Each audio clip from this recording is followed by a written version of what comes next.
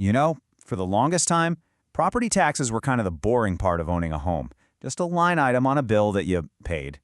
But oh, how that has changed. Now they're loud. In fact, they're loud enough to completely reshape housing markets, to decide who can and can't afford to buy, and in some places, to bring the whole system to a grinding halt. And that feeling right there of being stuck, that's exactly what we're digging into today. It's that awful moment a homeowner realizes their total monthly payment has crept up so high that potential buyers just can't stomach it. They are literally trapped in their own home by a single line item on a bill. So, how does this even happen? How can one number on a tax bill have the power to bring an entire market to its knees? Well, we're going to pull back the curtain and look at the hidden mechanics at play. How these soaring property taxes create this sneaky affordability trap, totally warp how we think about a home's value, and lead to a kind of market freeze that's way different than a crash. Okay, let's start with the first and honestly the most common trap that catches so many hopeful buyers completely by surprise. And it all begins with what looks like a great price on a house. I know that sounds dramatic, but in a lot of these high-tax markets, it is the simple truth. That list price you see on a real estate app or a for sale sign, it's really only telling you half the story. The other half, the part that actually determines if you can afford that home, is hiding in the tax bill.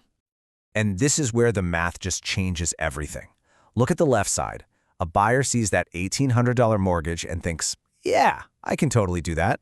But then you look at the reality in cities like Cleveland or Providence, you have to tack on that massive $800 property tax bill. And just like that, the total payment jumps to $2,600 a month. That one change shrinks the pool of people who can actually qualify for that home, practically overnight.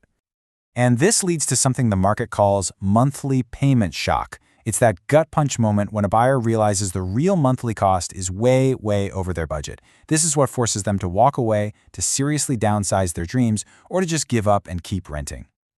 But you know, it's not all about the raw numbers. The second major force we're seeing here is psychological. It's this growing feeling people get that the crazy high taxes they're paying just don't line up with the services they see in their community. This quote just nails it, doesn't it? In places like Chicago or Detroit, when people see their tax bills going up year after year, but the schools aren't getting better, the streets don't feel safer, and the roads are still a mess, they lose faith.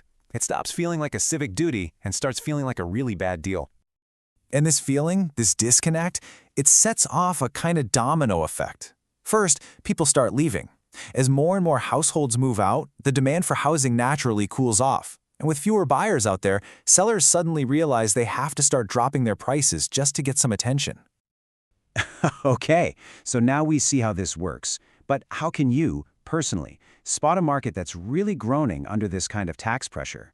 Well, it turns out the warning signs are actually pretty clear, if you know what to look for. Think of this as your toolkit. When you start seeing sellers offering money back for taxes, or when every other listing is screaming about low taxes as a main feature, that is a huge red flag. You'll also notice homes just sitting on the market for way longer, investors backing off because the numbers don't work for rentals anymore, and you'll hear a lot of chatter about tax appeals. These aren't just one-off things. They're all symptoms of a market getting squeezed hard.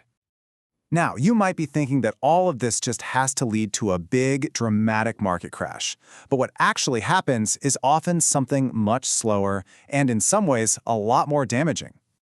Right, so the key idea here is that this immense pressure creates what we call market stagnation. Those high monthly payments basically put a ceiling on home prices. They can't really go up. Inventory just sits there, and the whole market just feels frozen. It's a trap for current homeowners who can't sell and a huge deterrent for new buyers who don't even want to try. So, let's tie this all together. Why should any of this matter to you if you're thinking about buying, selling, or just trying to understand what's happening in the housing market? Well, it really all boils down to one simple but powerful idea.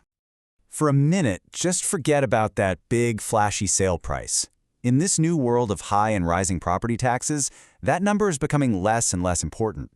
The real story, the number that truly defines what's affordable and what makes a market healthy, is something else entirely.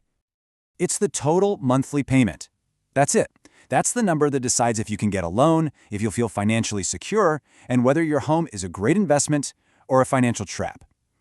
So the real question to ask yourself is this: Do you know what your true monthly cost will be, not just today, but after the next time the tax man comes knocking?